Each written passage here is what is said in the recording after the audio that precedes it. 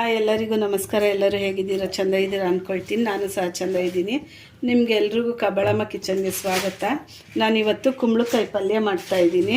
ಕುಂಬಳಕಾಯಿ ಪಲ್ಯ ಮಾಡೋಕ್ಕೋಸ್ಕರ ಇಲ್ಲಿ ಕುಂಬಳಕಾಯಿ ಹಚ್ಚಿಟ್ಕೊಂಡಿದ್ದೀನಿ. ನಾನು ಒಗ್ಗರಣೆಗೆ ಈರುಳ್ಳಿ, ಸ್ವಲ್ಪ ತೆಂಗಿನ ತುರಿ, ಹಸಿಮೆಣಸಿನ್ಕಾಯಿ, ಸ್ವಲ್ಪ ಕರಿಬೇವು ತೊಗೊಂಡಿದ್ದೀನಿ. ನಾನೀಗ ಬಾಣಲಿಗೆ ಎಣ್ಣೆ ಹಾಕ್ಕೊಳ್ತಾ ಇದ್ದೀನಿ. ನನ್ನ ವಿಡಿಯೋ ಫಸ್ಟ್ ಟೈಮ್ ನೋಡೋರಾದರೆ ದಯವಿಟ್ಟು ಸಬ್ಸ್ಕ್ರೈಬ್ ಮಾಡ್ಕೊಳ್ಳಿ, ಬೆಲ್ ಐಕನ್ನ ಒತ್ತಿ. ನಾನು ಹಾಕೋ ವಿಡಿಯೋ ಎಲ್ಲ ಬರುತ್ತೆ. ಈಗ ಎಣ್ಣೆ ಕಾಯಕ್ಕೆ ಇಟ್ಟಿದ್ದೀನಿ.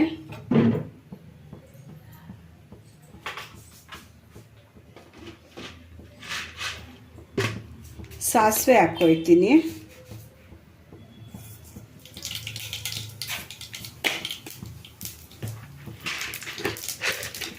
ಸ್ವಲ್ಪ ಕಡಲೆಬೇಳೆ,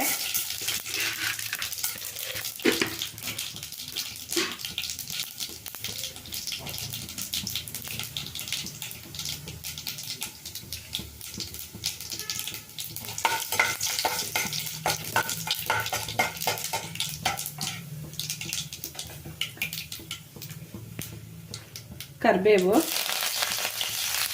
ನಾನಿಲ್ಲಿ ಹಸಿಮೆಣಸಿನ್ಕಾಯಿ ಒಂದು ಒಣಮೆಣಸಿನ್ಕಾಯಿ ತಗೊಂಡಿದ್ದೀನಿ, ಅದನ್ನು ಹಾಕ್ತಾಯಿದ್ದೀನಿ. ಈಗ ಈರುಳ್ಳಿ. ನಾವು ಈ ಪಲ್ಯನ ಸೊಪ್ಪು ಸಾರಿಗೆ ನೆಂಚ್ಕೊಳ್ಳೋಕ್ಕೆ, ಇಲ್ಲ ಚಪಾತಿಗೆ, ರಸಮ್ ಜೊತೆ ಎಲ್ಲ ನೆಂಚ್ಕೊಂಡು ಊಟ ಮಾಡ್ಬೋದು. ಕುಂಬಳಕಾಯಿ ತಂಪು, ರುಚಿನೂ ಚೆಂದ ಇರುತ್ತೆ ಕುಂಬಳಕಾಯಿ ಪಲ್ಯ.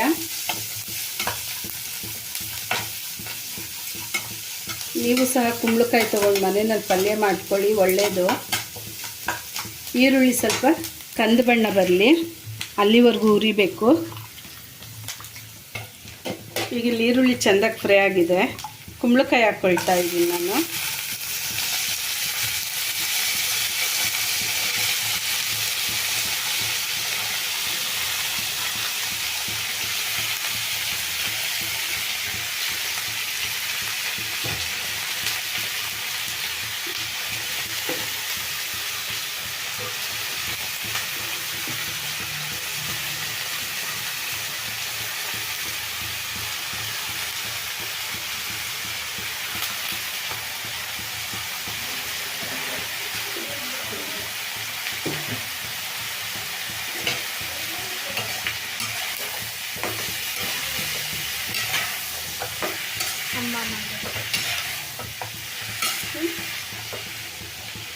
ಈಗ ಇದಕ್ಕೆ ನೀರೇನು ಹಾಕೋದು ಬೇಡ. ಇದನ್ನೆಲ್ಲ ಹೀಗೆ ತಿರುಗಿಸ್ಬಿಟ್ಟು ಇದಕ್ಕೆ ರುಚಿಗೆ ತಕ್ಕಷ್ಟು ಉಪ್ಪು ಹಾಕ್ಬಿಟ್ಟು ಮುಚ್ಚಿಬಿಡೋಣ.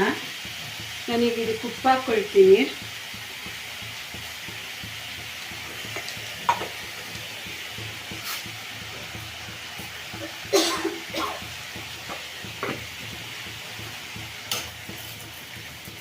ಈಗ ಇದನ್ನು ಮುಚ್ಕೊಬಿಡೋಣ, ಬೇಯಲಿ.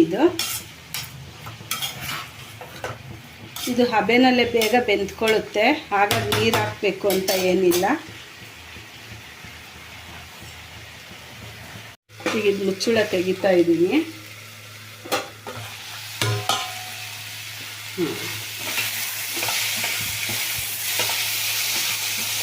ನೋಡಿ ಎಷ್ಟು ಬೇಗ ಬೆಂದೋಗಿದೆ.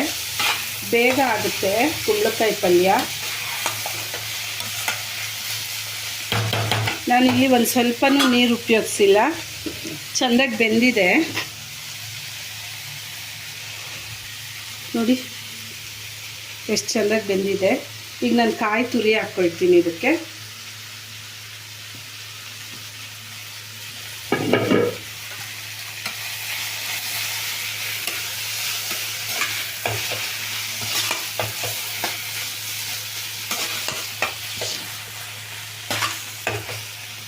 ಹೆಚ್ಚಿಟ್ಕೊಂಡ್ರೆ 5 ನಿಮಿಷ ಸಾಕು ಪಲ್ಯಕ್ಕೆ. ಎಷ್ಟು ಚೆಂದಾಗಿ ಪಲ್ಯ ಆಗಿದೆ. ಈಗ ಸ್ಟವ್ ಆಫ್ ಮಾಡ್ಕೊಳ್ತೀನಿ.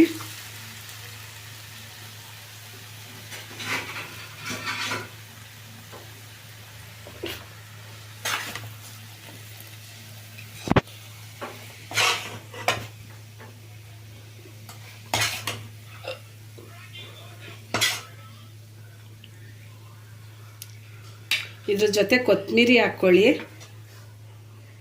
ಮನೇಲಿ ಕೊತ್ತಂಬರಿ ಖಾಲಿಯಾಗಿತ್ತು, ಅದಕ್ಕೆ ಹಾಕಲಿಲ್ಲ. ಈಗ ಬಿಸಿ ಬಿಸಿ ಕುಂಬಳಕಾಯಿ ಪಲ್ಯ ರೆಡಿಯಾಗಿದೆ. ರೆಡಿಯಾಗಿದೆ. ಇದನ್ನು ಮೊಸರನ್ನದ ಜೊತೆನೋ ಇಲ್ಲ ಸೊಪ್ಪಿನ ಸಾರು ಜೊತೆನೋ ರಸ ಅನ್ನದ ಜೊತೆನೋ ಇಲ್ಲಾಂದರೆ ಚಪಾತಿ ಜೊತೆ ಏನರಲ್ಲಿ ಬೇಕಾದರೂ ಊಟ ಮಾಡ್ಬೋದು. ಒಂದ್ಸಲ ನೀವು ಈ ರೀತಿ ಮನೆಯಲ್ಲಿ ಮಾಡ್ತೀನಿ ನೋಡಿ. ಸಿಂಪಲ್ ಆಗಿದೆ, ಬೇಗನೂ ಆಗುತ್ತೆ. ದಯವಿಟ್ಟು ನನ್ನ ವಿಡಿಯೋ ನೋಡೋರೆಲ್ಲ ಲೈಕ್ ಮಾಡಿ, ಶೇರ್ ಮಾಡಿ, ಸಬ್ಸ್ಕ್ರೈಬ್ ಮಾಡ್ಕೊಳ್ಳಿ, ಬೆಲ್ ಲೈಕ್ನ ಒತ್ತಿ. ದೇವರು ಎಲ್ಲರಿಗೂ ಆಯುರ ಆರೋಗ್ಯ ಕೊಟ್ಟು ಆಯುಷ್ ಕೊಡಲಿ ಅಂತ ಬೇಡ್ಕೊಳ್ತೀನಿ. Thank you.